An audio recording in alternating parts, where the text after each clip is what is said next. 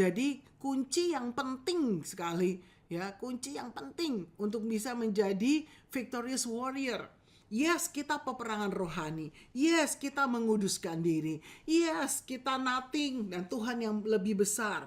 Ya, iya, kita juga terus merendahkan diri. Ya, yes, benar. Kita berperang. Ya, kita pakai perlengkapan persenjataan Allah.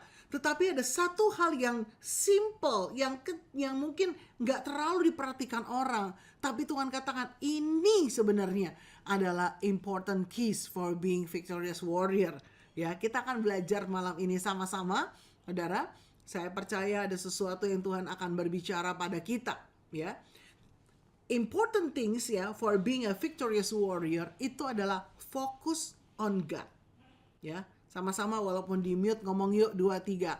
Focus on God, ya. Kenapa ini adalah kunci yang penting, saudara, di dalam kita menjadi victorious warrior? Karena waktu saudara saya fokus sama Tuhan, ya, kita tahu peperangan ini adalah milik Tuhan, komandan kita adalah Tuhan, maka pasti kemenangan akan jadi bagian kita. Yang setuju lambaikan tangan, katakan amin, ya. Waktu kita fokus on God, kita bisa menangkap semua instruksi-instruksi apa yang Tuhan mau buat kita. Tapi kalau kita fokus ke battle di peperangan, medan peperangan kita lihat, waduh kok ini begini ya, kenapa sih ini ngomong gini, aduh ada tembakan kayak begini lagi gitu ya, ada serangan kayak gini lagi. Kita fokus kepada hal-hal di battlefield, ya, si A begini, si B begini, situasinya ini, kondisinya begini, kita akan miss direction dari Tuhan, ya. Kenapa? Karena fokus kita salah. Ya, kalau fokus kita sama Tuhan, ini kacau memang kan peperangan, saudara. Ini ada tembakan, ada panah api, ya, dan lain sebagainya. Tapi kita fokus sama Tuhan, saya percaya telinga kita juga akan fokus dengar. Mata kita akan fokus melihat sama Tuhan. Dan langkah-langkah kita akan dituntun sama Tuhan. Tuhan akan kasih direction demi direction, step by step, sehingga kita tahu, oh ini yang harus saya lakukan. Dan ini yang saya tidak boleh lakukan. Ini yang saya harus fokuskan. Ini yang saya harus perangin. Ini yang bukan apa-apanya, saya nggak usah harus diabaikan, ya, nggak usah dipusingin gitu. Nah, perhatikan saudara, ya, fokus on God ini hal yang penting sekali. Ya, bukan berarti kita nggak penting untuk peperangan rohani, bukan berarti kita nggak penting untuk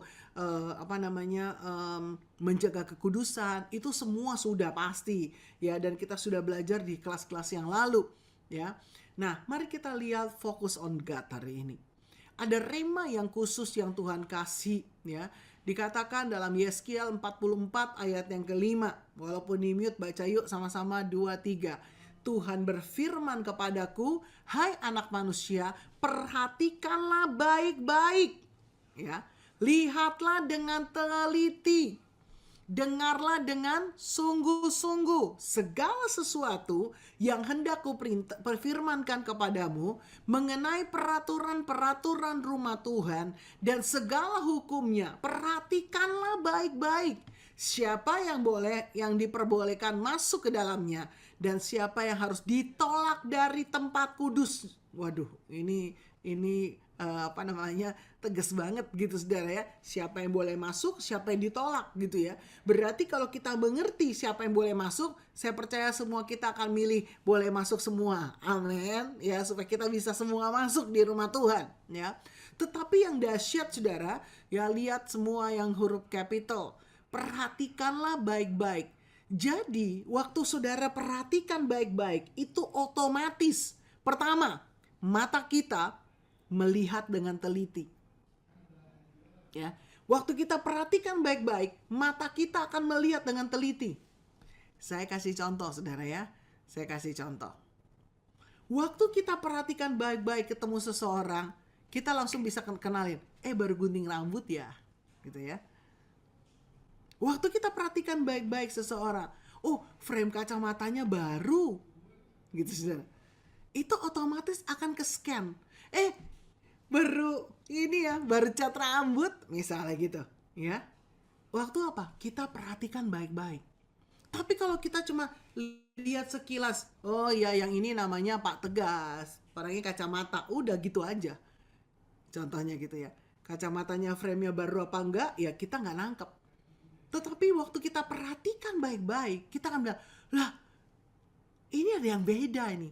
Apa ya? Nah, begitu saudara lihat beda, saudara tanya sama diri sendiri apa, maka muncul yang kedua apa? Lihatlah, apa tadi katakan di sini? Lihatlah dengan teliti. Jadi perhatikan baik-baik, fokus on God, itu bicara kita perhatikan baik-baik, kita lihat itu teliti gitu saudara. Ya, jadi kalau lihat tuh pakai kaca pembesar gitu saudara ya, di zoom in Bapak 200% gitu, 400% gitu ya. Lihatnya harus teliti saudara. Nggak bisa lihat overall. Nggak bisa lihat global, kayaknya udah oke ya, udah oke. Ya. Waktu kita lakukan seperti itu, asal lewat saja, we miss the point. Ya, kita akan kehilangan poin, bahkan maaf, kekalahan akan terjadi kalau kita tidak melihat dengan teliti. Kita tidak memperhatikan baik-baik. Nah, saudara, perhatikan baik-baik itu bukan hanya sekedar mata kita melihat dengan teliti, tapi telinga kita dengar dengan sungguh-sungguh. Ya, jadi ini satu paket saudara. Mata saudara dilatih untuk perhatikan dengan teliti. Telinga kita dilatih dengar sungguh-sungguh. Jujur ya, hari-hari ini masuki 2023, saya rubah pembacaan Alkitab saya. Ya, dulu selalu pakai Alkitab buku, begitu sudah mulai sudah makin modern, pakai Alkitab di handphone, pakai Alkitab di tab, di iPad ya, seperti itu. Apalagi setelah kacamatanya maaf jadi plus, lebih enak pakai yang elektronik, fontnya bisa pilih yang gede gitu saudara ya, enak itu saudara ya. Kalau lihat Alkitab buku, aduh matanya rasanya perih gitu saudara ya. Sampai sudah cari Alkitab yang besar pun, pilih huruf yang besar pun masih ndak enak. Enakan pakai handphone, pakai tab ya, atau pakai iPad saudara. Tapi masuk 2023, saya terinspirasi jujur dengan seorang anak muda. Di Instagramnya dia tulis bagaimana dia bahas Alkitab dengan luar biasa. Ya, lalu saya membeli Alkitab jurnal ya. Alkitab jurnal itu adalah Alkitab yang pinggirnya itu ada bagian space yang kosong. Saudara ketik aja di Google Alkitab jurnal gitu ya. Alkitabnya memang agak gede saudara, Alkitab jurnal seperti ini, agak besar ukurannya ya. Semoga bisa dilihat. Nah, gitu ya, agak besar ini ya. Ya. Dan yang menarik adalah di bagian ayatnya, di bagian samping itu ada space yang kosong. Waktu space kosong ini kita pakai untuk menulis rema, itu saudara akan mendapatkan pewahyuan yang lebih banyak. Ya, salah satu yang saya dapatkan yang saya akan ngajar malam ini itu karena saya pakai Alkitab jurnal, saya tulis, saya kasih spidol merah ya, bolpen merah, bolpen orange, bolpen hijau gitu ya, bolpen ungu ya, di bulletin, digarisin, ditarik sana poin 1, poin 2, poin 3 dan selanjutnya. Dan itu bisa menjadi sesuatu yang inspirasi luar biasa. Kalau maaf ya, kalau Alkitab kita yang lama, buku yang lama itu kan sempit ya. Kita udah nggak bisa nulis-nulis gitu. Paling kita tempel-tempel post-it, tapi udah ini. Tapi ini karena di Alkitab jurnal ada space yang kosong, itu enak kita bisa nulis di situ. Ya, nah, saudara bisa search aja di Google. Saudara, waktu kita bisa melihat baik-baik, ya, saya percaya melihat dengan teliti. Saya percaya perlu diiringi dengan mendengar sungguh-sungguh. Dan tambahan satu lagi, walaupun tidak ditulis di Yeskiel 44, mencatat dengan seksama. Ya. Jadi waktu kita fokus on God, kita perhatikan baik-baik. Mata kita ngelihat dengan teliti. Telinga kita mendengar dengan sungguh-sungguh. Dan catat dengan seksama. Saudara yang pernah ikut kelas mendengar suara Tuhan, kita sudah belajar sama-sama ya, bagaimana kita perlu catat semua pesan Tuhan yang kita dengar ya. Lalu kita uji lagi. Kenapa? Karena mencatat itu bagian yang penting, saudara. Kalau kita nggak mencatat, dikatakan bahwa konsentrasi kita hanya melihat atau mendengar, itu hanya bisa menyerap 20-30% informasi yang kita terima. Tapi waktu saudara melihat, mendengar, dan mencatat, itu minimal 60-70% kita bisa menyerap. Saudara repetition, mengulang lagi, itu sudah akan bisa dapatkan 80%. Saudara ulang lagi, renungkan, lakukan 90-100%. Bukankah firman Tuhan katakan benih yang ditabur harus ditaruh di tanah yang subur. Amin saudara.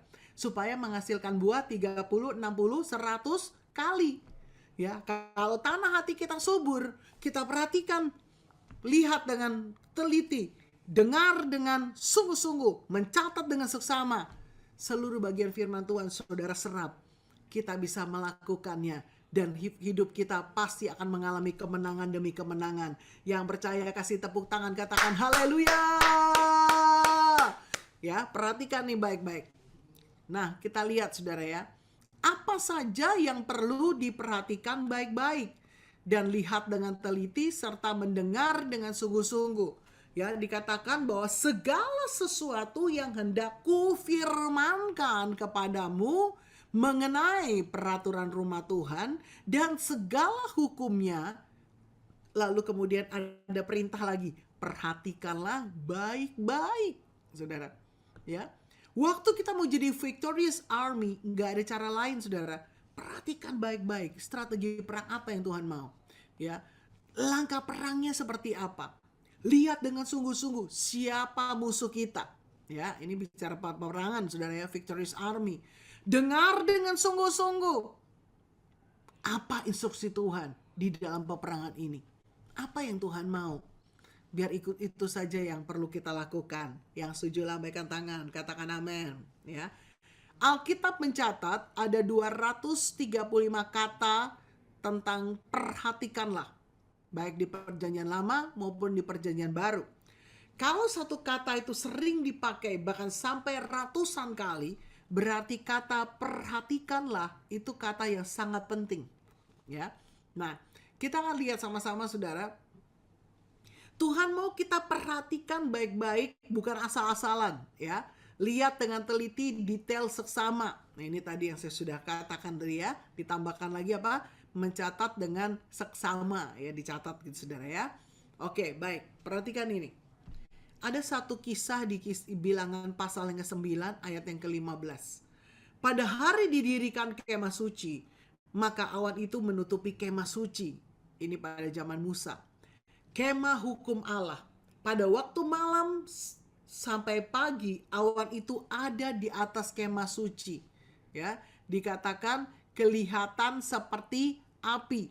Ya, kita tahu tiang awan, tiang api, saudara.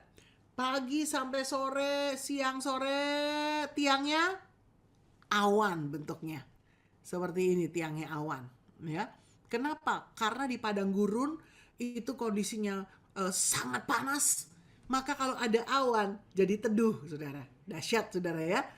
Lalu kemudian dari malam sampai ke dini hari, ke pagi, tiangnya berubah jadi tiang api, saudara. Kenapa berubah jadi tiang api? Karena di padang gurun cuaca ekstrim. Pada malam hari dingin, bukannya dingin, dingin gitu saudara. Mereka butuh api untuk memanaskan sehingga mereka tidak merasa kedinginan, mereka merasa nyaman. Ya, wow, ini dahsyat saudara. Bukan hanya sekedar bicara tiang awan, tiang api itu tuntunan, tapi tiang awan, tiang api itu juga memberikan kenyamanan. Bukankah janji Tuhan buat kita? Bukannya sekedar dia akan menuntun saudara. Dia akan menyertai kita. Tapi dia juga akan menyediakan yang terbaik. Bahkan perlindungan yang sempurna buat setiap kita. Amin. Ya. Nah, oleh karena itu gak ada cara lain saudara. Ya, dikatakan dalam Bilangan pasal yang ke-9. Ya, kita mau belajar sama-sama fokus on God dari perjalanan bangsa Israel. Bagaimana mereka dipimpin oleh tiang awan dan tiang api. Ya. Nah, kita lihat sama-sama saudara ya. Ayat 17 dan 18. Dan setiap kali awan itu naik dari atas kemah, Maka orang Israel pun berangkatlah dan di tempat awan itu diam. Di sanalah orang Israel berkemah. Atas titah Tuhan, orang Israel berangkat selama awan, dan atas titah Tuhan juga mereka berkemah, ya. Selama awan itu diam di atas kemah suci, mereka tetap berkemah. Perhatikan baik-baik. Setiap kali awannya naik, itu tanda buat orang Israel untuk mereka berangkat, ya. Jadi kalau bangsa Israel lihat tiangnya berhenti di atas kemah, oh, berarti ini waktunya kita untuk berkemah. Ya, buka tenda, buka. Ya, unpacking semua. Ya, semua bongkar nih, perlengkapan mandi, ya, selimut, ini mungkin ada yang bawa bantal gitu Saudara ya. Wah, ini bajunya, ini apanya ya, semuanya, ini minumannya ditata semua di kemah itu. Ya. Lalu juga nggak cuma sekedar perlengkapan mereka atau barang-barang mereka, dan juga ternak-ternak mereka. Saudara bisa bayangin orang Israel ternaknya banyak, saudara. Ya, jadi begitu mereka berkemah, ternaknya juga langsung ditata, dikeluarin dari gerobak mungkin. Ya, ini kandang ayam, kandang bebek, ya ini sapi, ini kambing, ini domba, ya semua ditata gitu, saudara. Ingat tadi apa? Waktu tiang awan ada bergerak, mereka harus berjalan. Berarti waktu tiang awan itu berhenti, ya mereka berhenti loh. Oke, kita berkemah. Tidak ada satu orang pun yang tahu berhentinya berapa lama. Jelas saudara ya. Orang Israel nggak bisa bilang ini, Musa tanyain Tuhan dong, kita berkemah di sini berapa lama? Nggak ada yang tahu. Artinya apa? Artinya benar-benar harus fokus on God. Di dalam perjalanan aplikasinya saudara ya, di dalam perjalanan spiritual journey-nya kita dengan Tuhan. Ingat P, Gimel, salah satunya spiritual journey. Tuhan lagi bawa kita berjalan bersama dengan Tuhan. Ya, kalau kita pergi misalnya, saya pergi ke Manado, saya tinggal bilang sama Pak Eko, kita acaranya bagaimana? Oh, Jumat ini, Sabtu ini, Minggu ini, Senin ini, ya Selasa kalau mau wisata sedikit dan kuliner, Rabu pulang Bu. Jelas saudara, 5 hari gitu ya. Tapi perjalanan orang Israel nggak ada saudara. Ya, di sini kita akan bertenda 3 hari saudara. Nggak ada. Jadi begitu mereka pasang tenda, unpack semuanya, mereka cuma gini, lihat awannya masih ada nggak ya? Oh, awannya masih ada. Berarti kita masih berkemah. Awannya jalan. Wah, buru-buru packing lagi. Bebek, ayam, ayo, kambing, ayo semua, ayo, packing. Berangkat. Saudara bisa bayangin orang Israel dipimpin Tuhan sendiri. Caranya seperti itu. Bukankah sebenarnya saudara, dalam perjalanan hidup kita, Tuhan tuh nuntun kita kayak gitu saudara. Saudara dibawa di satu kota, kita nggak tahu di kota itu berapa lama. Terutama yang pindah kota dan sebagainya, saudara ya. Tapi kalau cuma sekedar vacation, liburan ya kita pasti tahu karena harus beli tiket pulang gitu, saudara ya. Atau jelas tiket kereta pulang atau bus dan lain sebagainya. Tapi kalau bicara soal Tuhan tuntun di satu tempat, kayak Pastor Aven tiba-tiba ya harus ke Amerika, dapat lotre kalau nggak salah itu ya Pastor Aven ya, terus pindah ke sana, ya nggak tahu gimana, jalanin sampai Tuhan tuntun, satu rumah pindah rumah lagi dan sebagainya. Sama saudara ya, coba kita lihat baik-baik sekarang apa yang terjadi pada bangsa Israel. Dikatakan begini, ayat yang berikutnya yang kita perlu lihat, nah ini. Jadi yang pertama, fokus on God. Ini kunci sekali, yang penting. Supaya kita ngalamin jadi victorious army. Yaitu apa? Perhatikan kehadiran dan lawatan Tuhan. Tiang awan itu bicara tanda kehadiran Tuhan. Tiang api itu bicara tentang tanda kehadiran Tuhan, lawatan Tuhan. Perhatikan itu saudara. Ya, jangan rutinitas, jangan kebiasaan. Jangan sekedar ibadah atau praise and worship. tapi kita minta kepekaan dan ikutin lawatan dan kegerakan Tuhan. Kita nggak cuma sekedar, wow, Amerika lagi esburi loh, wah dahsyat, oh terjadi revival di mana-mana, luar biasa, Tuhan keren. Nggak cuma sekedar gitu, saudara. Tapi saudara perhatikan benar-benar, kok bisa ya? Kenapa? Kok kami nggak ngalamin? Bagaimana? Gitu saudara ya. Nah, waktu kita lakukan itu pun jangan rutinitas. Udah biasa bu, rutin, Jumat pokoknya jam 7 saya nge-zoom Miracle Institute. Jangan rutinitas. Kenapa jangan rutinitas? Tapi miliki terus ya, lapar dan haus, kerinduan untuk ikut dalam ikut dalam lawatan dan kegerakan Tuhan. Kerinduan untuk terus masuk di dalam peperangan-peperangan yang ada dan become a victorious warrior. Yang mengerti lambaikan tangan, katakan amin. Ya. Nah, jadi kalau kita masuk dalam Zoom seperti ini atau penyembahan fajar setiap pagi jam 4 atau saudara ibadah masing-masing di tempat saudara masing-masing, ya, perhatikan sungguh-sungguh, jangan rutinitas, jangan kebiasaan. Amin. Ya. Mari kita lihat lagi ya. Ini yang pertama. Ayat 20 dan 21. Ada kalanya awan itu hanya tinggal beberapa hari di kemah suci. Kita nggak tahu, Musa nggak tahu, orang Israel nggak tahu. Dia lihat ada awan, oke, berkemah. Sambil berkemah, sambil ngurus kambing domba, sambil ngurus bebek, sambil ngurus ayam, ya, sambil mungkin mereka melakukan segala sesuatunya di rumah ibadah. Mereka harus perhatikan tiang awan. Maka atas titah Tuhan mereka berkemah, dan atas titah Tuhan juga mereka berangkat. Bukan manusia, Tuhan. Ayat 21. Ada kalanya awan itu tinggal dari petang sampai pagi.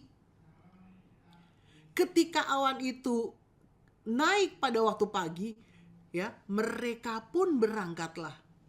Jadi pada waktu petang, sore, awannya berhenti. Oke, awannya berhenti. Oke, semua unpacking, buka tenda, pasang semua, berkemah, ya.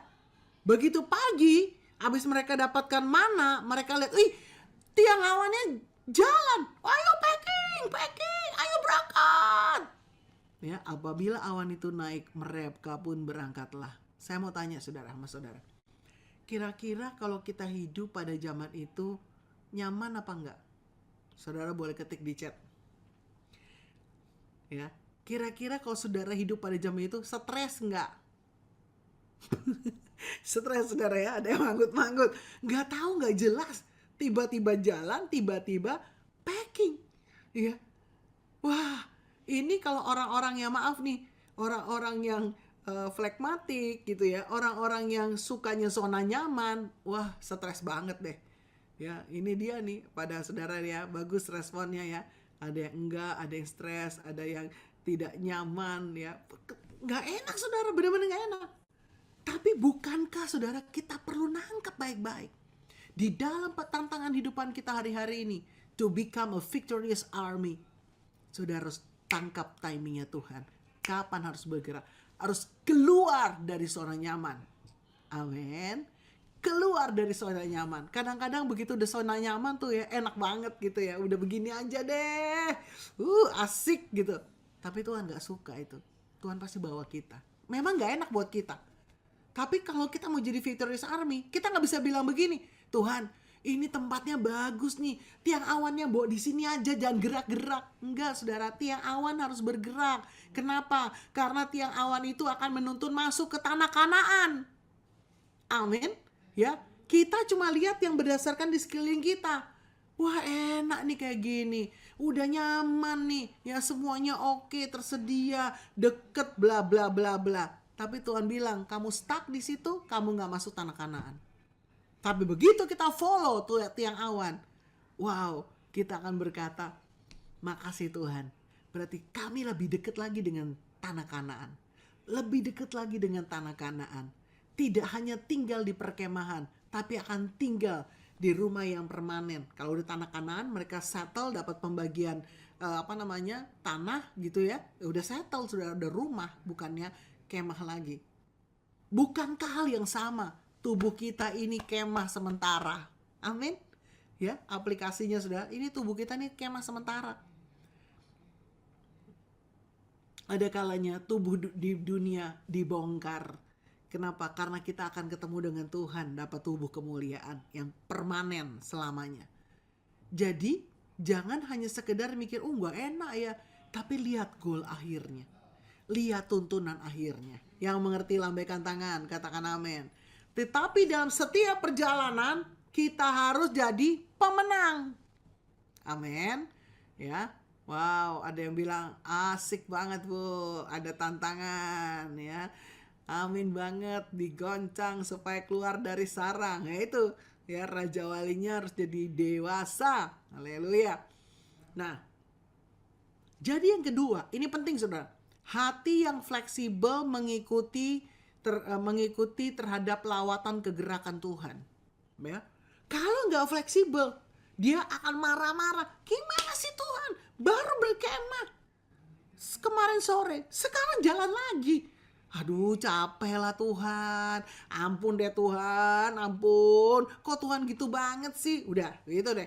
Hati yang tidak fleksibel terhadap perubahan, apa yang terjadi? Pasti ngomel, pasti bersungut-sungut, ya, pasti malas-malesan, pasti angot-angotan. Itu saudara. Ya. Tapi Tuhan mau kita punya hati yang berubah. Kita belajar ngikuti dengan sukacita dan taat. Ya. Mungkin waktu pertama kali mereka ngalamin tiangnya awannya jalan gitu ya. Mereka langsung bilang, jalan-jalan, packing, ayo berangkat.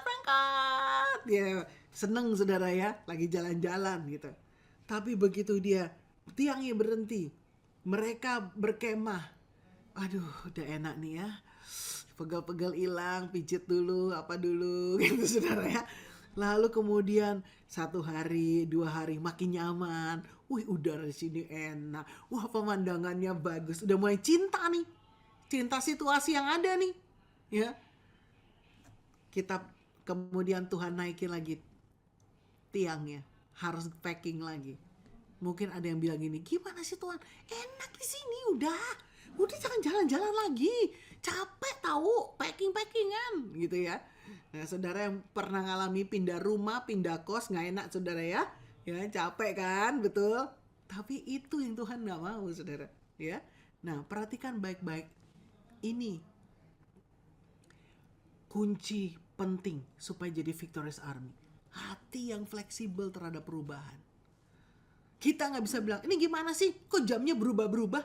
Kok ini berubah? Kok ini berubah? Ya. Kalau kita masih bersungut-sungut, kita masih komplain, masih marah-marah, artinya tanda hati kita belum fleksibel terhadap perubahan.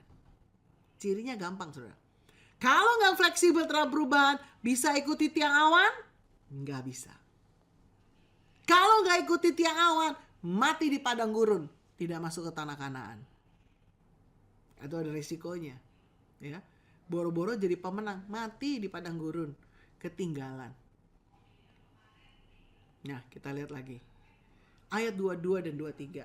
Berapa lama pun juga awan itu diam di atas kemah suci, baik 2 hari, baik sebulan. Wow, sebulan saudara, lama ya? Atau lebih lama, maka orang Israel tetap berkemah dan tidak berangkat.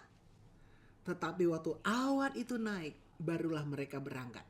Atas titah Tuhan, selalu tuh kayak gitu ya. Mereka berkemah dan atas titah Tuhan juga mereka berangkat. Mereka memelihara kewajibannya kepada Tuhan menurut titah Tuhan dengan perantaraan Musa. Makanya kita perlu dengar baik-baik apa yang pemimpin katakan. Kenapa? Karena Tuhan berbicara kepada pemimpin.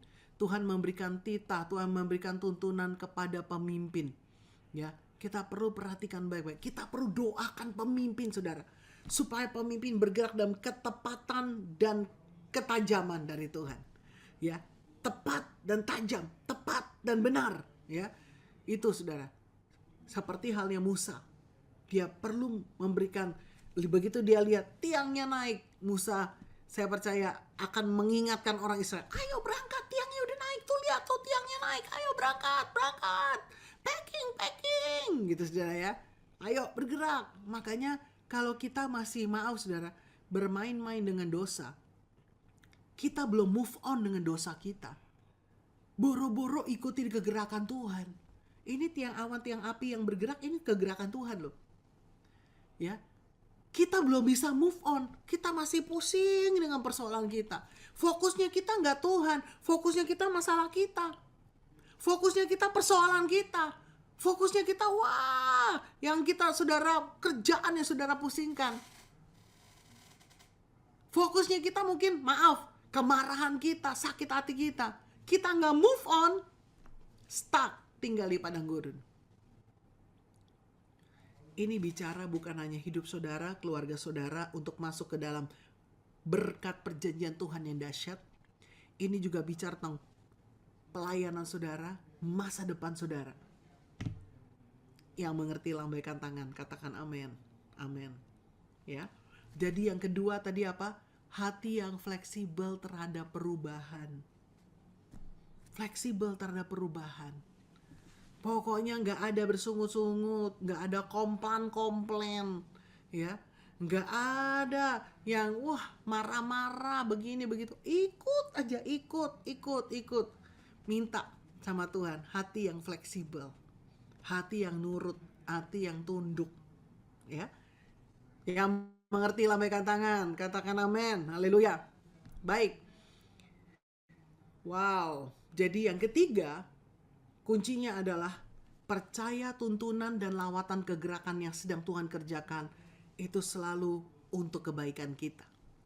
Waktu mereka tiangnya itu dua hari, mereka harus percaya 2 hari itu adalah tuntunan dan lawatan yang sedang Tuhan kerjakan buat kebaikan mereka. Setelah 2 hari awan itu bergerak, mereka harus bergerak. Lalu sampai di satu tempat awan itu stay. 1 hari mereka lihat, masih ada awannya. Besoknya hari kedua, masih ada. Besoknya hari ketiga, masih ada.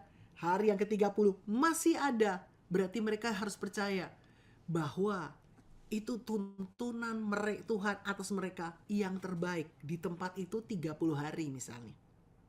Ya, saudara, percaya sama tuntunan dan kegerakan Tuhan itu hal yang penting.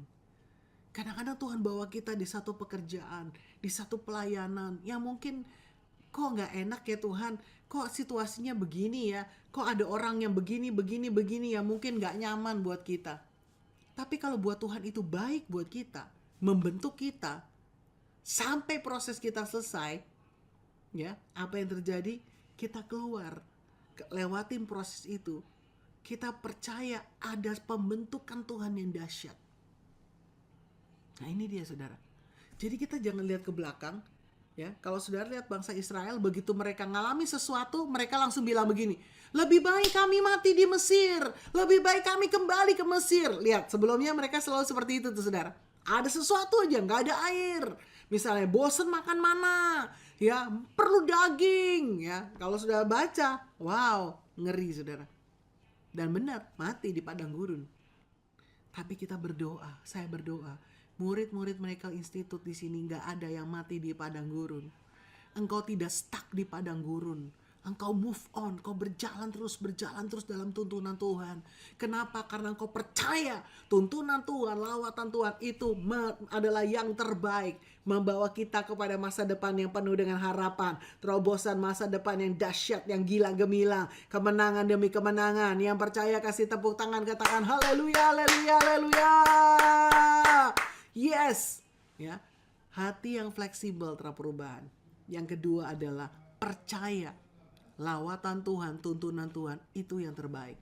Ya, mungkin ada di antara saudara berkata, aduh Bu, kok saya dibawa seperti ini ya? Enjoy aja. Amin.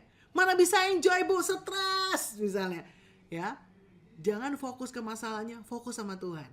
Tuhan, di situasi seperti ini, apa yang kau mau? Kalau Tuhan bilang, aku mau ego kamu berkurang, beresin. Aku mau kamu makin humble, beresin. Aku mau kamu bermurah hati, mendoakan orang-orang yang ada dalam komunitas itu. Lakukan aja. Saudara akan lihat setiap tahapan perjalanan spiritual journey kita di Peggy Mel, Tuhan akan bawa kita jadi victorious army. Yang mengerti lambaikan tangan, katakan amin, haleluya. Baik, yang keempat, melangkah dengan hati yang rindu belajar mengikuti lawatan kegerakan Tuhan. Jadi waktu tiang awannya jalan, mereka harus packing, mereka harus lipat kemah, kemah suci juga. Orang Lewi harus beresin semua, tabutnya diberesin, peralatan bait Allah diberesin semua. Ini nggak main-main, saudara, ya. Lalu mereka mulai bergerak, mulai berjalan. Mereka harus berjalan dengan hati yang rindu belajar. Tuhan, di langkah step berikutnya ini, Tuhan mau ajarin saya apa? Ya, di langkah step berikutnya ini, Tuhan mau ngajarin, mau nuntun saya seperti apa? Hati yang rindu belajar. Saudara lihat, setiap perjalanan bangsa Israel itu ada mujizat-mujizat yang Tuhan lakukan. Mana turun dari langit, burung puyuh turun dari langit, mereka tinggal pungutin makan, ya. Lalu apalagi, air keluar dari bukit batu, ya. Mereka ngalamin juga apa? Wow, laut Kolsom terbelah, ya. Mereka ngalamin di mana ada orang yang nggak taat, lalu tiba-tiba ininya terbelah, tanah terbelah dan mereka ditelan semua. Wow, hati yang rindu belajar ngikutin lawatan Tuhan. Mari terus, saudara, kita mau belajar lawatan Tuhan ini seperti apa sih? Kalau kemarin Tuhan bukakan mulai Asburi seperti itu, ayo kita belajar ke depan ini seperti apa lagi sih, gitu ya. Ayo kita belajar, kita ada di mana dan Tuhan sedang bergerak kemana. Jangan sampai kita kehilangan tuntunan Tuhan, kita miss di dalam kegerakan Tuhan. Yang mengerti lambaikan tangan, katakan amin, ya. Makanya kita harus samain frekuensi nih, saudara, ya. Kita di Miracle Institute, saudara, dari berbagai macam interdenominasi, berbagai macam gereja, tapi kita harus samain frekuensi kita di dalam kegerakan Tuhan. Amin. Jangan kita masuk dalam rutinitas sampai kita ngeblank kegerakan Tuhan, ya. Jangan miss setiap tuntunan-tuntunan Tuhan. Nah, saudara, tiang awan dan tiang api merupakan tuntunan yang membawa umatnya di dalam kehidupan di bumi ini masuk ke tanah Kanaan menuju kehidupan kekal. Jadi sebenarnya perjalanan bangsa Israel itu adalah gambaran, ya, gambaran miniatur kehidupan manusia sampai kepada kekekalan. Maka miliki sikap tidak hanya sekedar mengetahui, wih saya tahu loh kegerakan Asburi dahsyat gitu ya. Saya dengar 20 sekian kampus terjadi revival, ya. Saya lihat, saya nonton tuh. Wah, dahsyat banget. Kita lihat, kita dengar, kita sharingkan, tetapi kita tidak alami. Hati-hati. Bangsa Israel, kenapa Tuhan tuntun step by step, tiang awan demi tiang awan, supaya apa? Mereka benar-benar mengalami dan ikut di dalam lawatan kegerakannya. Catat nih baik-baik, saudara, ya. Jadi the important things, the important keys for being a victorious warrior. Focus on God. Know the right time to move, ya, and action to get great victorious. Jadi tahu kapan waktu yang tepat. Mereka harus nangkap kapan awan itu jalan. Mereka harus tahu kalau awan itu jalan, mereka harus ngapain? Packing semua.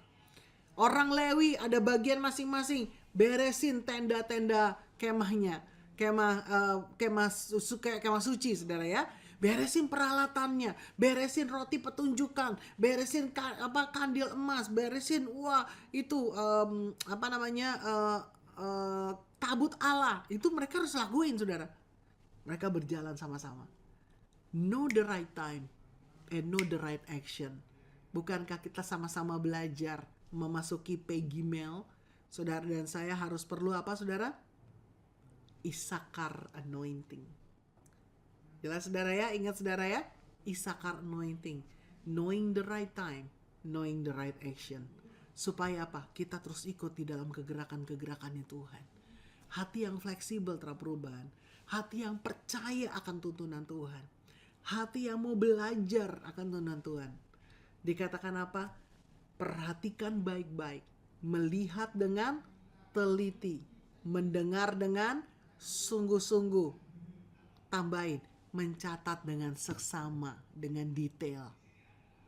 Ya, biar apa yang dibagikan malam ini, saudara bisa merenungkan dan saudara mulai tanya sama Tuhan secara pribadi. Tuhan, apa yang kau mau buat hidup aku Tuhan? Where am I? Saya ada di mana? Saya harus ada di mana ini? Ya, saya ada di mana sekarang? Kadang-kadang kita sedang dibawa dalam kondisi yang wow, kita nggak tahu, nggak jelas. Tetapi saya percaya kalau kita terus berjalan dalam tuntunan Tuhan, kita fokus on God, ya, fokus on God. Ini materinya saya bagiin di chat, saudara bisa download. Nanti kalau yang nggak dapat bisa WA ke Pak John akan WA saudara. Ya, materi hari ini sudah dibagikan saudara ya. Jadi saudara akan bisa perhatikan baik-baik. Yang diberkati lambaikan tangan. Haleluya.